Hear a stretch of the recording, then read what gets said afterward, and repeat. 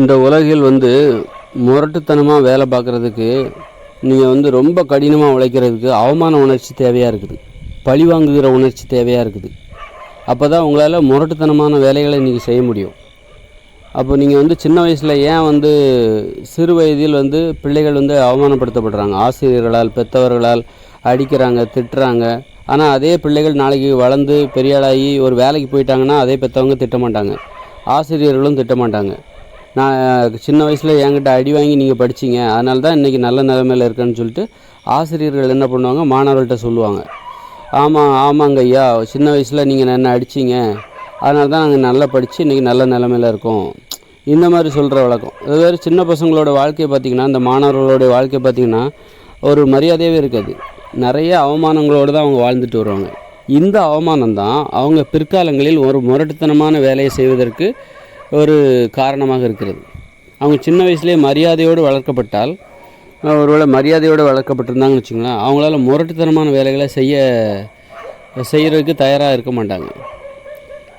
ஒரு பழி வாங்குகிற உணர்ச்சி அவங்க மனசு உள்ள ஏன் வருதுன்னா, சின்ன வயசில் அவங்க வாழ்க்கை முறையே ஒரு அவமானகரமாக இருக்குது. பெற்றவங்க திட்டுவாங்க, அடிப்பாங்க. அது மாதிரி வாத்தியார்கள் திட்டுவாங்க, டீச்சர்ஸ்லாம் திட்டுவாங்க, அடிப்பாங்க. நண்பர்களோட அவங்க பசங்களோட அவங்களுக்கு சண்டைகள் வரும். ஒருத்தர் கெட்ட வார்த்தையால் திட்டிப்பாங்க, அடிச்சுப்பாங்க. இதெல்லாம் ஒரு அவமானமாக அவங்க மனசில் படியுது, ஒரு பழி உணர்ச்சியாக மாறுகிறது. எதையாவது சாதிக்கணும், ஒரு முரட்டுத்தனத்தை அது கொடுக்குது. கடினமான வேலையை செய்வதற்கான ஒரு முரட்டுத்தனத்தை அவங்க உடம்பில் அது வளர்க்குது. அதுதான் இந்த மாதிரி கடினமாக மக்கள் உழைப்பதற்கு அதுதான் காரணமாக இருக்குது. கடினமாகவும் முரட்டுத்தனமாகவும் உழைப்பதற்கு நீங்கள் சின்ன வயசில் இழிவுபடுத்தப்பட்டிருக்க வேண்டும்.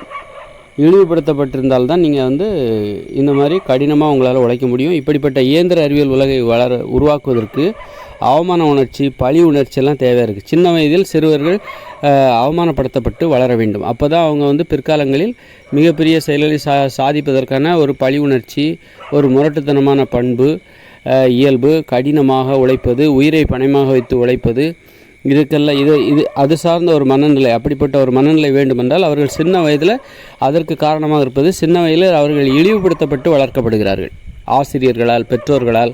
ஏன்னா அவங்க வேலைக்கு போகிறதில்ல, பெற்றவங்க உழைப்பில் தான் சாப்பிட்றாங்க படித்து முடிக்கிற வரைக்கும். அப்போ அதுவே அவங்களுக்கு ஒரு அவமானமாக இருக்கும். ஆனால் இதுதான் வாழ்க்கை முறையாக இருக்கிறதுனால அதை பற்றி அவங்க பரவாயில்ல. ஆனால் வேலைக்கு போனதுக்கப்புறம் கொஞ்சம் மரியாதையை உணர்கிறாங்க. அதனால் பிற்காலத்தில் அவங்க கடினமாக உழைப்பதற்கு, முரட்டுத்தனமாக உழைப்பதற்கு, பெரிய பெரிய லட்சியங்களை எடுத்துக்கொள்வதற்கு, அந்த பழி உணர்ச்சி, சின்ன வயசில் பட்ட அவமான உணர்ச்சி, சிறு வயதில் இழிவுபடுத்தப்பட்டது, இது எல்லாமே காரணமாக இருக்கிறது. இந்த கடினமான இயந்திர அறிவியல் உலகை உருவாக்குவதற்கு மக்களுக்கு சிறு வயதில் அவர்கள் அவமானப்படுத்தப்பட வேண்டும், இழிவுபடுத்தப்பட வேண்டும்.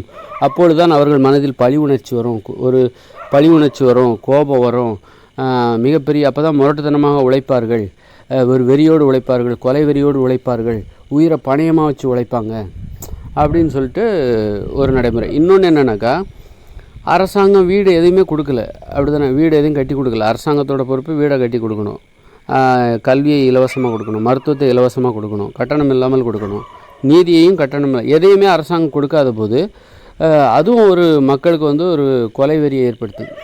அதை எப்படியாவது அது ஒரு அவமானம். வீடு இல்லைன்னா வாடகை வீட்டில் இருக்கிறது ஒரு அவமானமாக நினைக்கிறாங்க. அந்த அவமான உணர்ச்சி தான் அவங்க ஒரு வீடு கட்டுறதுக்கு காரணமாக இருக்குது.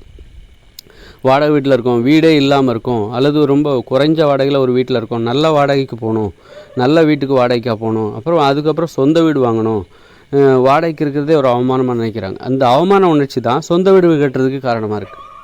ஆக இந்த வாழ்க்கை முறை இயந்திர அறிவியல் உலகில் நீங்கள் ஒரு நல்ல நிலைமைக்கு போகணுன்னா, நல்ல நிலைமையில் இல்லைன்னா வச்சுக்கோங்களேன், நீங்கள் நல்ல நிலைமையில் இல்லைன்னா நீங்கள் அவமானப்படுத்தப்படுவீங்க. அப்போது அந்த உணர்ச்சி தான், அந்த அவமானப்படுத்தப்படுறீங்களா, அப்போ அதுதான் உங்களுக்கு ஒரு நல்ல நிலைமைக்கு போகிறதுக்கு காரணமாக இருக்குது. இப்போ கவர்மெண்ட்டே உங்களுக்கு வீடு கட்டி கொடுத்துட்டாங்க, ஒரே அளவு உண்ட வீடு, படிப்பு எல்லாத்தையும் இலவசமாக கட்டணம் இல்லாமல் கொடுத்து விட்டார்கள் என்றால் உங்களுக்கு அவமான உணர்ச்சியே இருக்காது. அவர்கள் கட்டணம் இல்லாமல் படிப்பை கொடுத்துட்டாங்க, கட்டணம் இல்லாமல் மருத்துவத்தை கொடுத்துட்டாங்க, கட்டணம் இல்லாமல் வீடு கட்டி கொடுத்துட்டாங்க, எல்லாமே கொடுத்துட்டாங்க. அப்படின்னா வேலையும் உங்களுக்கு ஒரு உத்தரவாதம் எல்லாமே கொடுத்துட்டாங்க. 6 மணி நேரம் வேலை பார்த்தா போதும் அப்படின்னு சொல்லிட்டு கொடுத்துட்டாங்கன்னு வச்சுக்கோங்களேன், உங்களுக்கு அவமான உணர்ச்சியே இருக்காது. அது மாதிரி பள்ளிக்கூடம், அங்கே போனீங்கன்னா 20 மாணவர்களுக்கு ஒரு ஆசிரியர், மாணவர்களை அடிக்கக்கூடாது, தொடக்கூடாது, வாங்க போங்கன்னு கூப்பிடணும், அங்கே இந்த மாதிரி விதிமுறைகளெல்லாம் அங்கே கடைபிடிச்சாக்கா அங்கே பகிர்ந்து உண்ணக்கூடாது, வாடா போடான்னு பேசக்கூடாது யார் ஒன்று மாணவர்கள். இப்படி மரியாதையோடு மக்கள் வளர்க்கப்பட்டால் அவர்களுக்கு அவமான உணர்ச்சியே ஏற்படாது. அப்போ இந்த முரட்டுத்தனமான வேலைகளை செய்ய மாட்டாங்க. இந்த மாதிரி மிகப்பெரிய வீடுகளை கட்டுறது, மிகப்பெரிய 100 மாடி கட்டடத்தை கட்டுறது, அப்புறம் விண்வெளிக்கு போகிறது, இந்த மாதிரி கஷ்டமான வேலைகளெல்லாம் அவங்க செய்யவே மாட்டாங்க. ஏன்னா கஷ்டமான வேலைகளை செய்வதற்கு உங்களுக்கு ஒரு பழி உணர்ச்சி வேணும், அவமான உணர்ச்சி வேணும். சின்ன வயசில் நீங்கள் அவமானப்படுத்தப்பட்டிருக்கணும், உங்களை நீங்கள் இழிவுபடுத்தப்பட்டு வளர்க்கப்பட்டிருக்க வேண்டும். இந்த சமூகத்தால், இந்த மக்களால், மற்றவர்களால் நீங்கள் இழிவுபடுத்தப்பட்டிருக்கணும். அப்போது இந்த அரசாங்கமே உங்களுக்கு நீங்கள் மரியாதையோடு வாழ்வதற்கு எல்லாத்தையும் செஞ்சு கொடுத்துட்டாங்கன்னு வச்சுக்கோங்களேன். உங்களுக்கு சொந்த வீடு எல்லாமே கொடுத்துட்டாங்க, மருத்துவம் எல்லாமே கட்டணம் இல்லாமல் கொடுத்து விட்டார்கள். அப்போது வீடு எல்லாம் விளையாட்டு மைதானம் உங்கள் வீட்டு பக்கத்தில் இந்த பொது உடைமை நடைமுறைப்படி என்னெல்லாம் மக்களுக்கு கொடுக்கணும்னு நான் சொன்னனோ எல்லாத்தையும் கொடுத்துட்டா, அப்புறம் வந்து ஒரு 8 வயசுக்கு மேலே 2 ஏக்கர் விளைநிலம் இதெல்லாம் கொடுத்துட்டாக்கா, இந்த மாணவர்கள் பெற்றோர்களாலும் அவமானப்படுத்தப்பட மாட்டாங்க, மற்றவர்களாலும் அவமானப்படுத்தப்பட்டு வளர்க்கப்பட மாட்டாங்க. அந்த வளர்கிற காலத்தில் யாராலையும் அவமானப்படுத்தப்பட மாட்டாங்க. அது மாதிரி ஆசிரியர்களாலும் அவமானப்படுத்தப்பட மாட்டாங்க. அதனால் அவங்களுக்கு அவமான உணர்ச்சி என்பதே இருக்காது, பழி உணர்ச்சி என்பதே இருக்காது. யாரையாவது பழி வாங்கணும், இந்த உலகத்துக்கு நம்மளை நிரூபித்து காட்டணும், நான் யாருங்கிறத நிரூபித்து காட்டணும் அப்படிங்கிற உணர்ச்சிலாம் வராது, பழி உணர்ச்சி. அப்போ முரட்டுத்தனமான வேலைகளில் அவங்க ஈடுபடவே மாட்டாங்க, கடினமான வேலைகளில் அவங்க ஈடுபடவே மாட்டாங்க, ஈடுபடணும்னு நினைக்க மாட்டாங்க, மிகப்பெரிய சாதனைகளை செய்யணும்னு நினைக்க மாட்டாங்க. அவங்களுடைய என்னவாக இருக்கணும்னா, அவங்களுடைய நோக்கமும் லட்சியமும் என்னவாக இருக்கணும்னா மகிழ்ச்சியாக வாழணும்.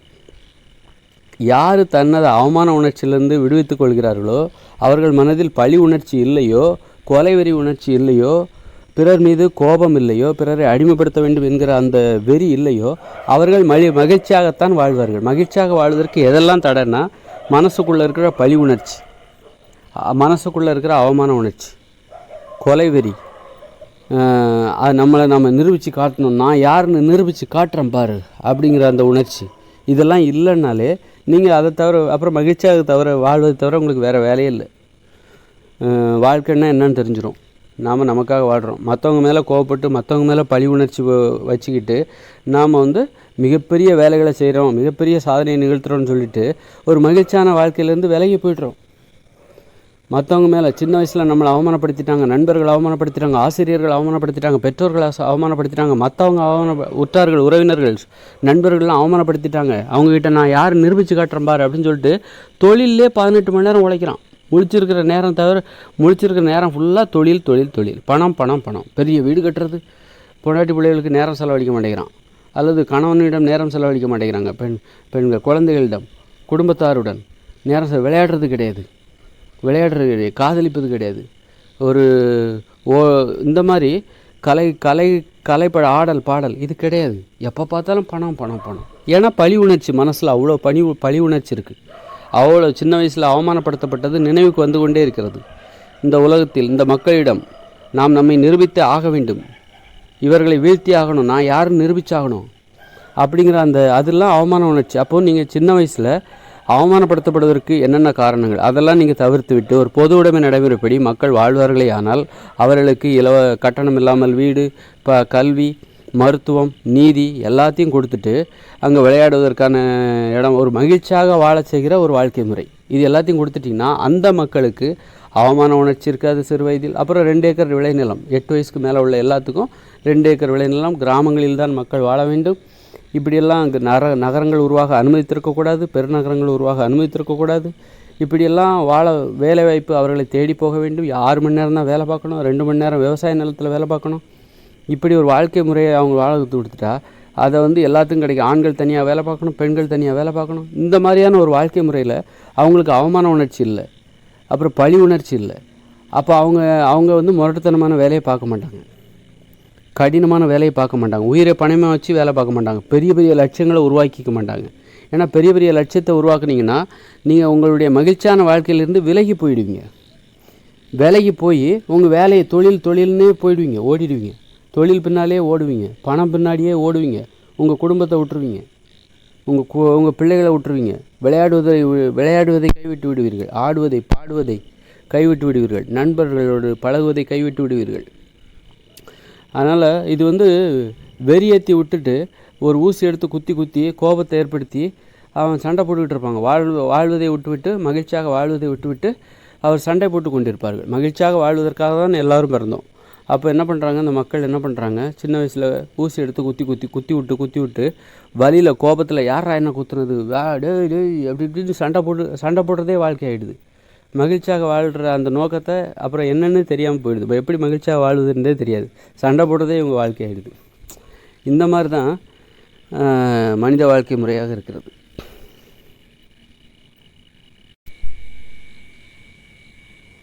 அதனால் சிறு வயதில் அவமானப்படுத்தப்படாமல் குழந்தைகளை வளர்த்தால் அவர்களுக்கு பெரிய பழி உணர்ச்சி இருக்காது, கொலைவெறி உணர்ச்சி இருக்காது. அதனால் அவர்கள் மகிழ்ச்சியாகத்தான் வாழ்வார்கள்.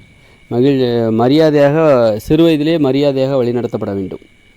இப்போ இயந்திர அறிவியல் உலகில் ஆண்களை பெண்கள் வாங்க போங்கன்னு தான் கூப்பிடணும், பெண்களை ஆண்கள் வாடி போடின்னு கூப்பிடுவாங்க. அம்மாவையே வாடி போடின்னு தான் ஆண்கள் கூப்பிடணும் இந்த இயந்திர அறிவியல் உலகில். இது செயற்கையானது தான், இயற்கைக்கு முரணானது தான். ஆனால் இந்த இயந்திர அறிவியல் உலகில் அப்படித்தான் கூப்பிட வேண்டும். ஆனால் அப்படி யாரும் பின்பற்றுவதில்லை. ஆண்களை வாடா போடாங்கிறாங்க, அடிக்கிறாங்க, துன்புறுத்துகிறாங்க, கெட்ட வார்த்தையால் திட்டுறாங்க, பெண்களையும் திட்டுறாங்க. அப்போ ஆண்களுக்கு வாங்க போங்கன்னு யாரை கூப்பிடணும், ஆண்களை கூப்பிடணும். அப்படிப்பட்ட ஆண்களை வாடா போடான்னு கூப்பிடும்போது அது எவ்வளோ பெரிய அவமரியாதையாக அவர்கள் சிறு வயதிலே உணர்வாங்க. இதுதான் பழி உணர்ச்சியாக மாறுது, இதுதான் அவமான உணர்ச்சி. ஒரு ஆண்களை வாடா போடான்னு கூப்பிடுறதே பெரிய அவமான உணர்ச்சியாக அவன் கருதுகிறான். அதனால்தான் அவன் பிற்காலங்களில் அந்த பழி உணர்ச்சி மனதில் தங்கி அவன் பெரிய சாதனை செய்யணும், பெரிய செயலை எதையாவது சாதிக்கணும் அப்படின்னு போகிறதுக்கு அதான் காரணம்.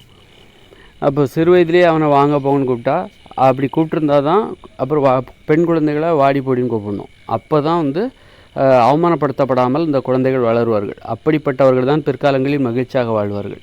அப்போ நம்ம மகிழ்ச்சியான வாழ்க்கையை எப்படி வாழணும், மகிழ்ச்சியாக வாழ்வதற்கு நாம் என்ன செய்யணுங்கிறதே நமக்கு தெரில. அந்த அளவுக்கு ஒரு முரணான ஒரு வாழ்க்கையை வாழ்ந்துட்டுருக்கோம். அப்போ நம்ம வாழ்கிற வாழ்க்கை எந்த அளவுக்கு மூட நம்பிக்கை நிறைந்தது என்பதை நீங்கள் கொஞ்சம் யோசித்து பாருங்கள். அதாவது ஆண் குழந்தைகளெல்லாம் வாங்க போங்கன்னு கூப்பிடணும், கடவுளாக நினைக்கணும். அப்படிப்பட்ட ஆண்களை வாடா போடாங்கிறோம். அப்படி இருக்கும்போது அப்போ ஆண்கள் அதுதான் மூட நம்பிக்கை. அவனை வாடா போடாங்கிறீங்கள, அதுதான் மூட நம்பிக்கை. அதுதான் அவனுடைய அவமான உணர்ச்சிக்கு அதுதான் முதல் காரணமாக இருக்கிறது. அதற்கு பிறகு நீங்கள் அடிக்கிறீங்க, கெட்ட வார்த்தையால் திட்டுறீங்க, அவமானப்படுத்துகிறீங்க, அடிக்கிறது. அப்போ எவ்வளோ பெரிய பாவம் பாருங்கள். அவனை வாடா போடாங்கிறதே இந்த இயந்திர அறிவியல் உலகில் மிகப்பெரிய பாவம், மிகப்பெரிய குற்றம். அப்புறம் அவனை போய் கெட்ட வார்த்தையில் திட்டுறது, அடிக்கிறது, இதெல்லாம் எவ்வளோ பெரிய அவமானமாக அவன் உணர்வான். எவ்வளோ பெரிய பழி உணர்ச்சி, கோப உணர்ச்சி, கொலைவெறி உணர்ச்சி அவன் மனதில் ஏற்படும். அந்த உணர்ச்சி தான் இந்த இயந்திர அறிவியல் உலகம் உருவாக காரணம். ஆண்களுக்கு ஏற்படுகிற இதுபோன்ற அவமரியாதையால் உருவாகிற அவமான உணர்ச்சி, பழி உணர்ச்சி, கொலைவெறி, அதுதான் இந்த இயந்திர அறிவியல் உலகம், இந்த பிரம்மாண்டமான இயந்திர அறிவியல் உலகம். ஆண்களின் கொலைவெறியால் உருவானது, ஆண்களின் பழி உணர்ச்சியால் உருவானது இந்த இயந்திர அறிவியல் உலகம்.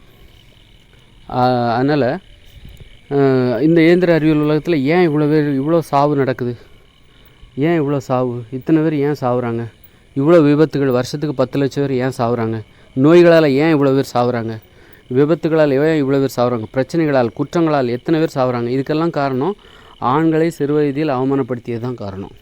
அப்புறம் பெண்களையும் அவமானப்படுத்தி தான் வளர்க்குறாங்க. ஆண்கள் பெண்களை, குழந்தைகளை நீங்கள் வாடி போடிங்கிறது வேறு, ஆனால் அவமானப்படுத்துவது என்பது வேறு. அதனால் சிறு வயதில் அவர்களை அவமானப்படுத்தி வளர்த்தது தான் இந்த மாதிரி குற்றங்கள். அதன் விளைவு தான் இப்படிப்பட்ட குற்றங்கள், இப்படிப்பட்ட அழிவுகள். ஏன்னா அவன் கொலைவெறியோடு தான் இந்த உலகத்தை உருவாக்குறான், பழி உணர்ச்சியோடு தான் இந்த உலகத்தை உருவாக்குகிறான், இந்த இயந்திர அறிவியல் உலகை உருவாக்குகிறான்.